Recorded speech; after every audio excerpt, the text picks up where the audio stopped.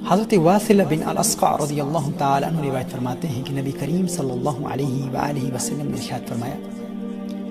اپنے بھائی کی مصیبت پر خوشی کا اظہار مت کرو، ورنہ اللہ جل وعلا اس پر رحم فرما کر تمہیں اسی مصیبت میں مبتلا کر دے گا۔ ناظرین کرام، حقیقی مسلمان وہ ہے جو دوسروں کے غموں میں شریک ہوتا ہے، کسی کو تکلیف میں دیکھتا ہے تو اس تکلیف کو خود بھی محسوس کرتا ہے۔ اگر ہم کسی کی مصیبت اور تکلیف کو محسوس نہیں کرتے تو ہم حقیقی مسلمان نہیں ہو سکتے۔ ایک تو یہ ہے کہ کسی کی تکلیف کو محسوس نہ کرنا، کسی کو پریشان دیکھ کر ہمارا پریشان نہ ہونا،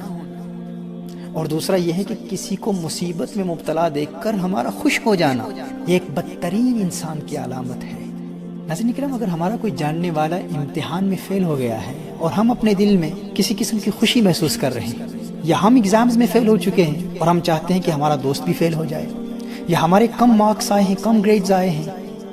اور اب اس کے ریزلٹس آؤٹ ہونے والے ہیں، اور ہمارے دل میں یہ خواہش پیدا ہو رہی ہے کہ اس کے بھی کم آئیں اور اس کے مارکس بھی کم آتے ہیں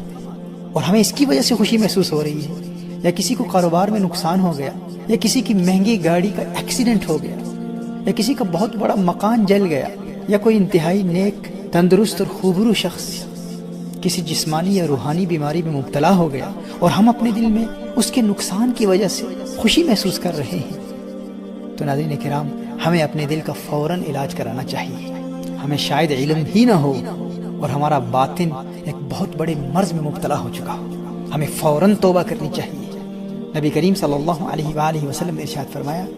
دوسروں کی جس تکلیف پر تو خوش ہو رہا ہے، اللہ جل وعلا انہیں نجات دے دے گا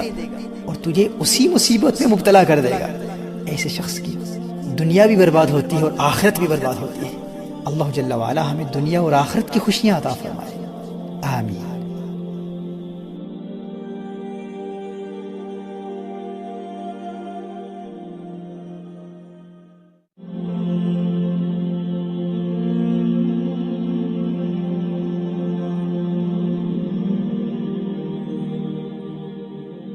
حضرت علی بن حسن رحمۃ اللہ تعالی علیہ فرماتے ہیں کہ مشہور امام حدیث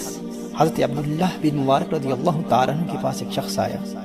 اور کہا کہ میرے گھٹنے میں 7 سال سے ایک پھوڑا ہے، میں ہر قسم کا علاج کر چکا ہوں اور بہت طبیبوں سے مشورہ بھی کر چکا ہوں، لیکن کوئی فائدہ نہیں ہوتا۔ آپ نے ارشاد فرمایا، جاؤ اور کوئی ایسی جگہ تلاش کرو جہاں لوگوں کو پانی کی تنگی ہو،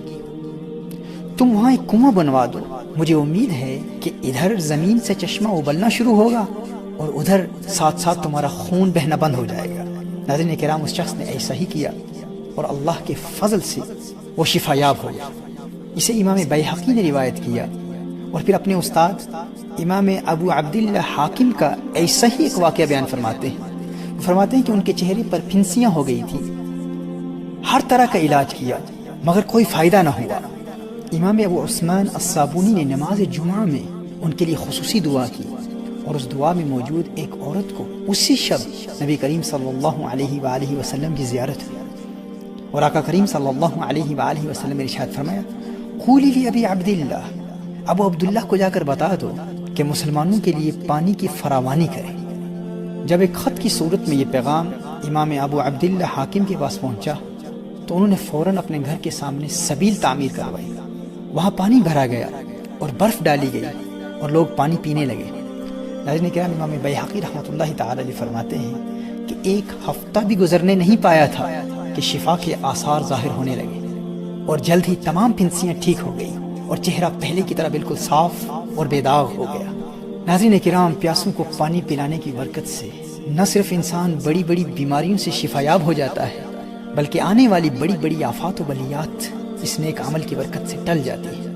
اللہ جل وعلا ان خوبصورت تعلیمات پر ہمیں بھی عمل کرنے کی توفیق عطا فرمائے۔